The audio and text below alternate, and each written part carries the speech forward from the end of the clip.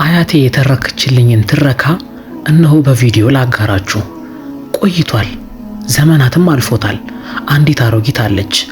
ስራዋ አንዳንዴ መዳፍ ማንበብ፣ አንዳንዴም ደግሞ ኮከብ ቆጠራ ይመስልባታል።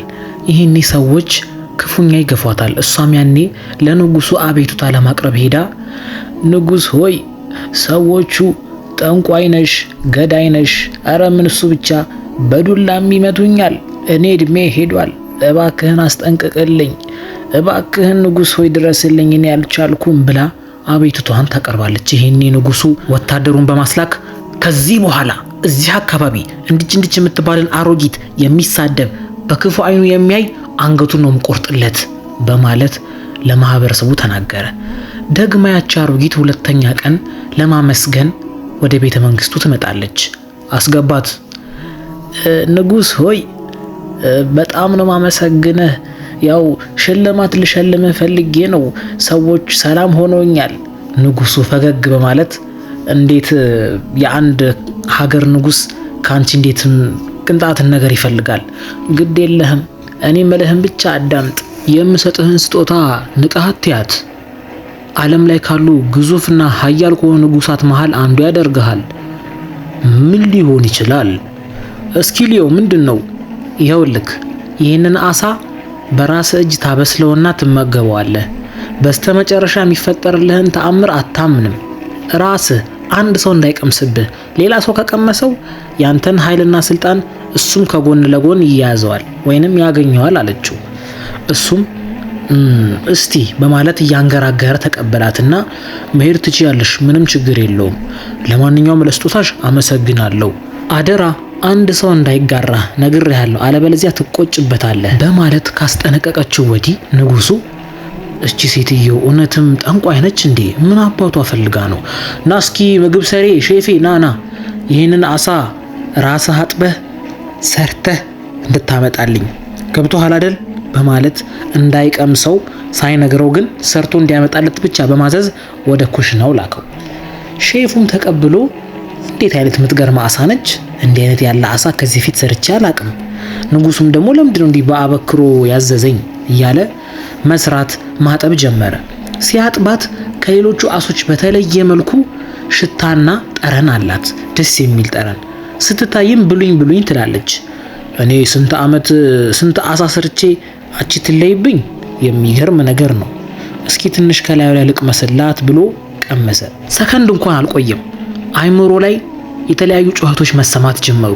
ልክ ራሱን አዞሮት እንደወደቀ አይነት ስሜት መሰማት ጀመሩ። አረ ምን ይሄ ብቻ፣ ከዚህ አሳ ምን አለ ብመገብ፣ እንደው በልቼ ብሄድ ምን አለ የሚል ድምጽ ሰማ። ግራ ገብቶት ዞር ሲል ድመት ናት። በፈጣሪ ስም የእንስሳትን ድምጽ የእንስሳትን ንግግር መስማት ቻልኩ ማለት ነው። ይሄ አሳ እውነትም ተአምረኛ ነው። ንጉሱ ለዛኗ አሁኑኑ ይሄን አሳ ሰርታ አምጣ ያለኝ፣ ወይኔ መቅመሴን ካወቀማ አንገቴን ነው የሚቆርጠኝ። ስለዚህ የበላሁትን ቦታ እንዳያስታውቅብኝ በተለያየ ነገሮች መሸፈን አለብኝ በማለት ድጋሚ ዱቄት አዘጋጀና የበላውን ቦታ ደበቀው። እንዳያስታውቅበትም ለሁለተኛ ጊዜ በፈላ ዘይት ውስጥ በመንከር ለ3 ለ4 ጊዜ ደጋግሞ አበሰለው። ሽታውም አይነቱም ለየት እስከ ማለት ደረሰ። ይህኔ ለንጉሱ አቀረበለት። ንጉሱም ከላዩ ላይ መመገብ ጀመረ። በጣም ደስተኛ ነው። ተመግቦም እንደጨረሰ አንዳች አስገራሚ ተአምር እንደሚከሰትለት እየጠበቀ ነው። ምክንያቱም አሮጊቷ አዘዋለችና። ይህንን ጉድ ለመከታተል ወደ ጫካ ከምግብ አብሳዩ ጋር ይሄዳል። ይሄኔ እማይሆን ድምጽ ይሰማው ጀመር። ፈረሶቹ እርስ በርስ ሲያወሩ የፈረሶቹን ድምጽ መስማት ጀመረ። አንዱ ፈረስ የሚገርም ነገር ነው፣ እንዴት አይነት ጥንብ ሰውዬን የተሸከምኩት፣ አንተ መብላት ከቤተ መንግስት ያወጣ፣ እንዴት አባቱን የሚከብደው፣ አንተ ዝም በል እንደዚህ አይባልም፣ ምንም ቢሆን ንጉስ ነው የተሸከምከው፣ እኔ አንተን ቦታ ቢይዝ እንደዚህ አልልም ነበር። አይ ጓደኛዬ ትንሽ እኮ ሮጥ ብል ይፈጠፈጣል፣ ራሱ መንከባከብ አይችልም ይሄ ወፍራም ንጉስ እያሉ በሚያወሩበት ጊዜ ድምጹን ሁለቱም ይሰማሉ። ይሄኔ ምግብ አብሳዩ ከት ብሎ ይስቃል። ያኔ ንጉሱ በመደንገጥ አንተ ምን አባ ነው የሚያስቅህ? ድምጻቸውን የሚያወሩትን ሰምተህ ነው አይደለ? አረ ይቅርታ የኔ ንጉስ፣ እሱ አይደለም፣ እኔ የልጅነቴ ትዝታ ትዝ ብሎኝ እኮ ነው ከአባቴ ጋር ጉዞ ያለው የወደቅኩትን ትዝ ብሎኝ። ይሄኔ ንጉሱ አሮጊቷ ያለችውን ነገር አስታወሰ። አንተ ሰውዬ ትቆጫለህ፣ ይህንን ነገር ማንም እንዳይነካብህ እንዳለችው ትዝ ሲለው በድጋሚ እሱን ለመፈተን ወደ ቤተ መንግስቱ ምግብ አቀረበና በዚህ የውሃ መጠጫ ኒኬል ውሃ ሰፍረህ ከኋላዬ እንድትቆም እፈልጋለሁ። ምግቡን ተመግቤ እስክጨርስ ከኋላዬ እንድትቆም ሰማኸኝ አይደል? አሁኑኑ አድርገው በማለት ፈተና መፈተን ጀመረ። ልጁ አላወቀም በዚህ ሰዓት ላይ ይህን የሁለት ወፎች አንዲትን ወርቃማ የንግስት ጸጉርን ይዘው አካባቢያቸው ላይ ደርሰው ነበረ። ይጨቃጨቃሉ። ይሄንን ጸጉር እኔ ነኝ የሚይዘው፣ አይሆንም እኔ ነኝ የሚይዘው፣ ቤቴ እኔ ነኝ የምሰራበት እያሉ ሲጨቃጨቁ ጸጉሩ ወደ መሬት ይወድቃል። በሚወድቅበትም ጊዜ ከፍተኛ የሆነን ድምጽ ፈጠረ። በዚህ ሰዓት ምግብ ሰሪው ድምጹን መቋቋም አልቻለምና እጁ ላይ ያለው ውሃ ወደቀበት። ንጉሱ አገኘሁ ካንተ ሌባ፣ ይህን አሳ ተመግበህ የተለያዩ ድምጾችን የመስማት ችሎታ አግኝተህ ነው አይደለ? አሁንና ተንበርከክ፣ አንገትህን 30 ቦታ ነው የምቆርጠው፣ ተንበርከክ በማለት ሰይፉን እላዩ ላይ መዘዘበት። በጣም ይቅርታ፣ እኔ እኮ አላወቅኩም እንደዚህ እንደሆነ፣ ጥቂት ነው እኮ የቀመስኩት፣ ይቅርታ አድርግልኝ እባክህን። ባለጌ አታፍርም? ይቅርታ የማደርግልህ የዚህን የወርቃማ ጸጉር ባለቤት ንግስቲቷን ይዛት ስትመጣ ነው። እሷን ይዘህ ስትመጣ እኔ እሷን ካገባኋት ነፃ ትሆናለህ። አለበለዚያ ግን ምን አለኝ በለኝ፣ እንደ ከብት ነው 6 ቦታ መበላለትህ እያለ አስፈራራው። ሁሉን ነገር ቀማው። እዚህ ቤተ መንግስት የምትመለሰው ሰውም የሚያውቅህ ያችን ሴት ይዘህ ስትመጣ ብቻ ነው በማለት ሸኘው። ለጉዞ የምትሆነውን ስንቅ ከሰነቀ ወዲህ ጉዞ ወደማያውቀው አካባቢ ረጅም ተጓዘ። ድካም ነው ታውቃላችሁ፣ በረሃ ነው። ድካም ላይ ድካም። የያዘውም ስንቅ ትንሽ ነበርና እያለቀበት ነው። ፈረሱም የሚመገበው ነገር የለም። የፈረሱንም ንጭንጭ ይሰማል። ምንም ማድረግ አልችልም። ህይወቴ ዋጋ የሚኖረው ልጆቼም ደህና የሚሆኑት ባለቤቴም ደህና የምትሆነው እኔ ደህና ስሆንላት ነው። ስለዚህ የተሰጠኝን ተግባር ግዴታ መተግበር አለብኝና መንቀሳቀስ አለብኝ። እባክህን ፈረሴ በርታ እያለ ጉዞ ጀመረ። በጉዞ ላይ ሳለ መሽቷል። እኩለ ሌሊትም ሆኗል። በመንገዱ ላይ ከሱ በፊት ቀድሞ የሄዱ ጉዞኞች አንድደው የሄዱት እሳት ዛፍን እያቃጠለ ይመለከታል። ዛፉ ስር ያሉት የተለያዩ ጉንዳኖች ደግሞ እንሂድ፣ ቤታችን እየተቃጠለ ነው የሚል ድምጽ ይሰማል። በጣም ይደነግጣል። ይሄ ነገር እውነትም በቃ ተአምረኛ አሳ ነው። ጭራሽ የጉንዳንንም ድምጽ መስማት ጀመርኩ። ለማንኛውም ደግነት ለራስ ነውና እሳቱን ላጥፋላቸው፣ እነሱስ ቢሆን ማን አላቸው በማለት ከዛፉ ላይ አፈር በመበተን እሳቱን አጠፋላቸው። ከዛፉ ስር ያልወጡ ጉንዳኖች ነበሩ። እሳቱን በማጥፋቱ ሰበብ ዳኑ። ይሄኔ በጣም ደስ ብሎናል፣ ይሄ ሰውዬ እንደዚህ ያደረገልን መልካም ያዋለልን መልካሙን ነገር ያገኘዋል እያሉ ሲያወሩ ይሰማል። በመገረምም ትቷቸው ይሄዳል። በመንገድ ላይ ሳለ ባህር ዳርቻ ይደርሳል። ወዴት ነው አጅሬው? ስትታይ አዲስ ትመስላለህ ለአካባቢው። ልክ ናችሁ፣ እኔ ከንዲ ከተባለ አካባቢ ነው የመጣሁት። የሆነችን ንግስት እየፈለኩ ነው። በል ምን ችግር አለ? እኛ እንረዳሃለን። ና ግባ ወደ መርከባችን በማለት ወደ መርከቡ ላይ ጫኑት። ምንም እንዳፈራን፣ ደግነት እኮ ለራስ ነው። ይህንን ወንዝ እናሻግርሃለን፣ የተወሰነ ክፍያ ትከፍለናለህ እንዳሉት ትንሽ ራቅ እንዳሉ ለካ ሽፍታዎች ናቸው። በመቀጥቀጥ ያለውን ንብረት እንዳለ ከዘረፉ ወዲህ ወደ ባህሩ ላይ ወረወሩታል። ደስ የሚለው ነገር ብዙም አራቁም ስለነበረ የተወሰነችን እንጨት በማግኘት ወደ ባህሩ ዳርቻ አረፍ ይላል። ሞቻለሁ፣ እንደው ተዋርጃለሁ። ቤተሰቦች አሁን ማን አላቸው? እዚህ አውላላ ሜዳ ላይ ቁጭ ብዬ በጣም ነው የማሳዝነው እያለ ራሱን እየወቀሰ ሳለ ሰማይ ላይ የጭልፊቶችን ጥል ይሰማል። እንዳልኳችሁ የሰውዬ የተለያዩ እንስሳቶችን ድምጽ መስማት ይችላል። ጭልፊቶቹም የኔ ምግብ ለምን በላሽ አንቺ ወራዳ ባለጌ እያሉ ሲጣሉ ቀና ብሎ ሲመለከት አንዷ ጭልፊት አንዲቷን ጭልፊት በኃይለኛ ትመታትና ወደ መሬት ላይ ትወድቃለች። አጠገቧ ጠጋ ይላል ምግብ ሰሪው። ይሄኔ ጭልፊቷ መናገር ትጀምራለች። አትክልት ውስጥ ቅጠሎች አሉ፣ ያን ቅጠል እንደምንም ብዬ ባገኘው ከቁስል ይፈወሳለሁ ትላለች። እሱ ይሄኔ በሚሰማበት ጊዜ እየሮጠ ወደ አትክልት ስፍራው ይገባል። ይሄኔ ለየት ያሉ አትክልቶችን ይመለከታል። አንዱን በመቀንጠስ አጠገቧ ይሄዳል ወደ ጭልፊቷ ጋር። ከዛ ይሄን የፈለግሽው ሲላት በመደናገጥ አንተ የጭልፊትን ቋንቋ መስማት ትችላለህ? በልበል አፌ ላይ አርግልኝ ከሰማህማ በማለት ትናገረዋለች። እሱም አፏ ላይ ያንጠባጥብላታል። ትንሽም እንደቆየች ነቃ ትላለች። ቁስሉ ላይ ይፈወስላታል። በሁለት እግሮቿ ቀጥ ብላ ከቆመች ወዲህ አንተ እምትገርም ፍጥረት ነህ፣ ከሰው ሁሉ ትለያለህ፣ እንዴት የእንስሳን ቋንቋ መስማትና መናገር ቻልክ? የእውነቴን ነው፣ ተአምረኛ ሰው ነህ። ምን ፈልገህ ወደዚህ አካባቢ መጣህስ? አለችው። እሱም መተረክ ጀመረላት። ያ ሁሉ ጋራ ሸንተረር አቋርጬ የመጣሁትማ አንዲትን ወርቃማ ጸጉር ያላትን ንግስት ፍለጋ ነው። ንጉሳችን እሷን ማግባት ይፈልጋልና እሷን ፍለጋ መንገድ ላይ ጀምሬ ነበረ። ነገር ግን ሽፍታዎች ክፉኛ ጎዱኝ፣ ባህር ላይም ጣሉኝ። ፈጣሪ ነፍሴን አዳናት። በስተመጨረሻም ማደርገውን ግራ ገብቶኝ ተስፋ ቆርጬ ሳለ ነው አንቺን ያገኘሁሽ። በጣም የሚገርም ታሪክ ነው። አንተ ለኔ እንደደረስክልኝ እኔም ላንተ ደርስልሃለሁ። እውነት ነው ያልካት ንግስት በህይወት አለች። አካባቢዋም እንዲህ የሚባል ቦታ ነው። አንተ በእግር ሂድ፣ እኔ በአየር ላይ እከተልሃለሁ፣ መንገዱንም መራሃለሁ በማለት የደስታን ብስራት ነገረችው። እሱም በመደሰት ያ የጠቀመሽን ዛፍማ ወስደዋለሁ በማለት ችግኙን በእጁ ከያዘ ወዲህ ጉዞ ወደ ንግስቲቷ ጋር፣ እሱ በምድር ጭልፊቷ በሰማይ ጉዟቸው ደርቷል። እነሆ ምግብ ሰሪው አዲስ ጓደኛ ስላገኘ ጭርታውም አልደበረውም ነበር።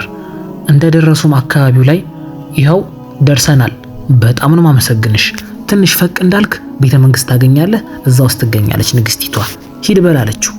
እሱም ለብቻው መኳተን ጀመረ። ወደ ቤተ መንግስቱ አቅራቢያም እንደደረሰ አንዳንድ ሰዎችን መጠየቅ ጀመረ። የንጉሱ ቤት የቱ ጋ ነው? እዛ ጋ ነው፣ በዛ በኩል ግባ። ልጁም ኮስተር ብሎ ከገባ ወዲህ ለንጉሱ እነሆ ንጉስ ሆይ ሺህ ዓመት ይንገሱ፣ እኔ መልእክተኛ ነኝ። ከእንደዚህ አካባቢ የመጣው ሲሆን ልጆትን ለንጉሳችን እንዲድሩልን ለጥያቄን የመጣሁት። ይገርማል፣ ብዙ ሰዎች የኔን ልጅ ለማጨት ይመጣሉ፣ ነገር ግን ቤተ መንግስቴ ሳይደርሱ በተለያዩ አውሬዎች ተበልተው ይሞታሉ። አንተ መትረፍህ ግን ይገርማል። ሆኖም አሁንም ቢሆን ትተርፋለህ አትተርፍም የሚል ትልቅ ትእዛዝ ሰጣለሁ። ሄደህ ከጫካ ውስጥ አልማዞችን ለቅመህ በገመድ ላይ አስረህ የአንገት ሐብል ሰርተህ እንድትመጣ ፈልጋለሁ።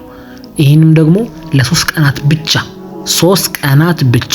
አለበለዚያ እዛው ጫካ ውስጥ እንዳለ የተለያዩ አውሬዎችን ለቅብሃለሁ፣ እዛው ትሞታለህ። ምግብ ሰሪው ግራ ገባው። ዱንያ ጨለመችበት። ምን አባቴ ነው የሚሻለኝ እያለ እየተነጫነጨ መንገዱን ማቋረጥ ጀመረ። አንድም ነገር ሳያገኝ ጨለመበት። እኩለ ሌሊት ሆነ። ይህኔ የጉንዳኖችን ድምጽ መስማት ጀመረ።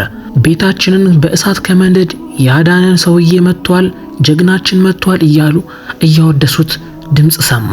ግራ በመጋባት ወደዛ ወደዚህ ሲመለከት ንግስቲቷ ጉንዳን አንተ አይደለ ባለፈው ያዳንከን? እንደው ምን እግር ጥሎህ ተመልሰህ መጣህ አለችው። ትልቅ የቤት ስራ ተሰጥቶኝ ነው። አልማዞችን ለቅመህ አንድ በአንድ በገመድ ላይ አርግተህ የአንገት ሐብል ሰርተህ አምጣ። ይህም ደግሞ ለንግስቲቷ እንደ ጥሎሽ ይሆናል ተብዬ ነው አላት።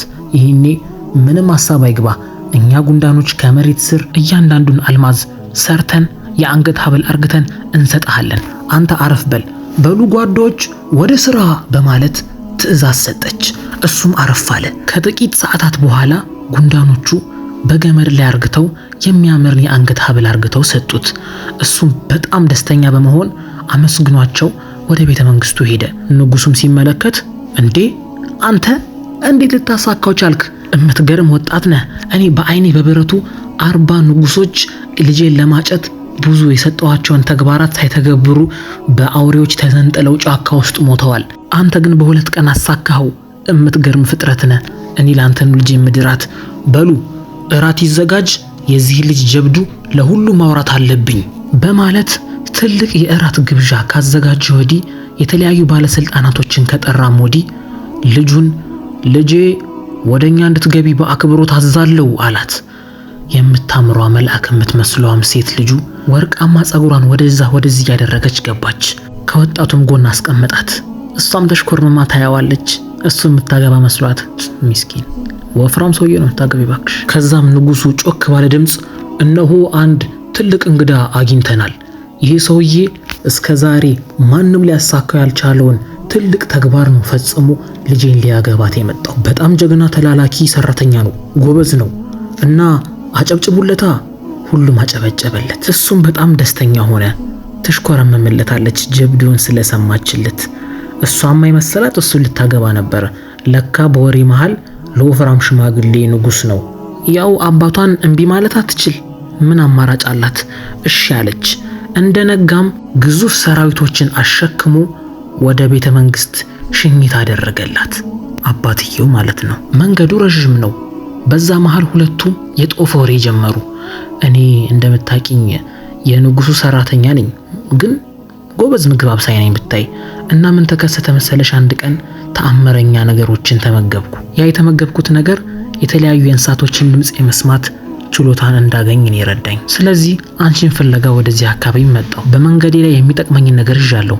ይሄ ነገር ይህ የዛፍ ቅጠል ከከባድ ቁስል ያድንሻል። ለዛ ነው ያስኩት። ታሪኮችህን ሰማው። በጣም ያሳዝናል። ለምን ወደኛ አካባቢ ተመልሰን ሄደን አብረን አንኖርም? ታውቃለህ፣ አንተ ጀግና ሰው ነህ። የኔ እህት፣ ይሄ የማይሆን ነገር ነው። እኔ አንድ ተራ ምግብ አብሳይ ነኝ። እወቅ፣ አንድ ነገር ማወቅ አለብህ። ወንድ ልጅ በጀግንነቱ እንጂ በሚሰራው የሥራ ድርሻ አይገመትም። አንተ ደግሞ ጀግና ሰው ነህ እና ማወቅ ያለብህ ነገር እኔ አንተን በጣም ነው የወደድኩ። አንተን አግብቼ ብኖር ደስተኛ ነኝ። የአባቴ ትዕዛዝ ስለሆነ ነው ከዛ ሰውዬ ጋር መኖርን የመረጥኩት እያለች ካወራችለት ወዲህ ወደ ቤተ መንግስቱ ይደርሳሉ። ወፍራሙም ንጉስ ከፍተኛውን አቀባበል ያደርግላቸዋል። እንኳን ደህና መጣሽ ውዷ ባለቤቴ፣ በያሁን አረፍ በይ፣ ጉዞ አድክሞሻል። ልጅቷ እንደተመለከተችውም ጭራሽ ከጠበቀችው በታች ነው የሆነባት። ምክንያቱም አስጠሊታ ራስ ወዳድ ወፍራም ሰውዬ ነው። በዚህ ሀዝና ቁጭ ብላለች። በዛ በኩል ደግሞ ንጉሱ የገባውን ቃል በማጠፍ ወጣቱን ምግብ ሰሪ ሊያስገድለው ስለፈለገ ማንም ወደ ማያየው ቦታ ብርቱካን አምጣልኝ በማለት ከኋላው ገዳይን አስከትሎ ላከው። ጀለስ ሀገር ሰላም ብላ ብርቱካኗን ስትቀነጥስ ከኋላ ገዳዩ ወይም የቤተ መንግስቱ ጠባቂ ጀርባውን በጎራዴ ቆረጠለት። ይህን ክስተት አዲሷ ሙሽሪት ከውጭ ሆና ትከታተል ነበር። በመደናገጥ እሱን ለማዳን ወዲያው ሩጫ ወደሱ ትጀምራለች። ጉዞ ላይ ያለ ጭልፊቱን ያዳነበትን ቅጠል አፉ ላይ በማንጠባጠብ ካለበት ቁስል ትፈውሰዋለች። ምክንያቱም ነግሯት ነበርና። ደቂቃም አልቆየም ብድግ አለ። ምን ተፈጠረ? ከኋላዬ የሆነ ስሜት ይሰማኛል እና እስኪ ልቀፍህ። እንኳንም ተረፍክልኝ። አሁን ድምፅህን ቀንስ። ንጉሶቹ ከሰሙ ድጋሚ ሊያስገድል ሰው ይልክብሃል። ያ ቆሻሻ ንጉስ እኮ እንደዚህ የሚያደርገው። እኔማ እሱን አላገባውም። እንሂድ አሁን። የሞቱን ዜና እየጠበቀ የነበረው ንጉስ በአካል ስጋ ለብሶ ብድግ። ጉድ! ምንድነው? እጅሽ ላይ መድኃኒት ይታየኛል። በይ ታመጪዋለሽ። በዚህ መድኃኒት ነው አይደል ይሄንን ጎረምሳ ያዳንሽው? እኔም ያንን መድኃኒት ትሰጪኛለሽ። ካለሁበት ወደ ወጣትነት እመለሳለሁ። ና ጀርባዬን ቁረጠኝና በድጋሚ መድኃኒቱን አፌ ላይ አርጉልኝ። ልክ ይሄው ሰውዬ እንደዳነው መዳን ፈልጋለሁ። ና ወደዛ እያዘዝኩ አይደል እንዴ? ቶሎ በል ጀርባዬን ቁረጠኝ። ወዲያውም ተቀበላትና አፌ ላይ አንጠባጥብልኝ። ወዲያውም ወጣት ቀጠን ያልኩ መልካም ሆናለሁ። ሃ ክፋት የማድረግ መጨረሻው ያው ክፋት ነውና ለካ መድኃኒቱ አልቆታል። ሙሉውን ለወጣቱ ነበር የተጠቀመችው። አንዲትም ጠብ ያለለት ነገር የለም። ምን ሆነ ታዲያ እስኪ ገምቱ? እዛው ሞተ ሰውየው። በቃ ምን ሰውየው ንጉስ አይባል ከዚህ በኋላ ጀናዛ ሆነ። በዚህ ጊዜ ታዲያ ወጣቱን ሊገሉት ወታደሮቹ በሚምዘገዘጉበት ጊዜ አሮጊቷ ተሰሚነት ስላላት ሰዎች ሆይ አዳምጡኝ፣ ይህ የምትመለከቱት ተራ ሰራተኛ አይደለም፣ የንጉሱ ታናሽ ወንድም ነው። ቤተ መንግስት ውስጥ ስልጣኑን እንዳይቀማው ስለፈለገ ነው እንዲህ ገረድ አርግቶ ያስቀረው። ስለዚህ ስልጣኑ የሱ ነው በማለት ለአመታት የተደበቀውን ሚስጥር በማውጣት ንግስና ስልጣኑን ለወጣቱ አስረከበችው። ወጣቱም ሴቲቷን ባለ ወርቃማዋን ጸጉር በማግባት ልጆችን በመውለድ ሀገሪቷን በፍትህ በማስተዳደር ደስተኛን ህይወት መኖር ጀመሩ ብላ አያቴ ተረከችልኝ። በሉ ይበቃችኋል፣ እናንተም ተኙ። እኔም ወደ ቀጣይ ቪዲዮ ልግባ። ሐሳብ አስተያየታችሁን ኮሜንት ስር አስቀምጡልኝ። ባይ